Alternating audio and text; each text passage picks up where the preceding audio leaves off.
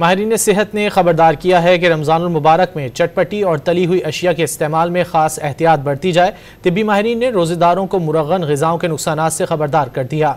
मज़ीद जान लेते हैं नुमाइंदा डॉन न्यूज़ नुमान लियाकत से। नुमान, बताइएगा माहिरीन का मज़ीद क्या कहना है? देखिए जी, रमज़ानुल मुबारक का आगाज़ हो चुका है और हर साल ये देखा जाता है कि जब रमज़ान का आगाज़ होता है तो इस दौरान सबसे ज़्यादा गैस्ट्रो, पेट दर्द और मैदे की तज़ाबियत के साथ जो मरीज़ हैं वो अस्पतालों में रिपोर्ट होते हैं।